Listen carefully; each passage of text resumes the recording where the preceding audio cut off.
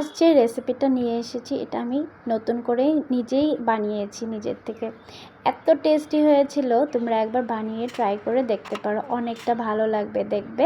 আগে আমি আলু কারকোল ভালো করে ছিলে নিয়ে ধুয়ে সেদ্ধ করে নেব। সেদ্ধ বলতে একদম সেদ্ধ করবে না, অল্প সেদ্ধ হলে হয়ে যাবে। কারকোল আর আলু আমি ঠান্ডা করে নিয়েছি। ঠান্ডা করে কারকোল থেকে বেচিগুলোকে এরকম চামচের সাহায্যে আমি বের করে নিয়েছি। 2 চামচ মগজ আমি ভিজিয়ে রেখেছিলাম, 2 মিনিট ভেজানোর পর ফাইন পেস্ট করে নিয়েছি কারকোলের বিচি আর লঙ্কা দিয়ে। এদিকে আমি আলুও যে সেদ্ধ করেছিলাম গ্রেটার দিয়ে গ্রেট করে নিয়েছি। গ্যাসে প্যান বসিয়ে 2 চামচ তেল দিয়ে গ্রেট করে নেওয়া আলু আর পেস্ট করে নেওয়া কারকোলের বিচি মগজ একসাথে ড্রাই করে নিয়েছি হলুদ, নুন, লঙ্কার গুঁড়ো আর কিশমিশ দিয়ে। চামচের সাহায্যে আমি পুর ভরে নিয়েছি সবগুলো কারকোলের মধ্যে এক এক করে।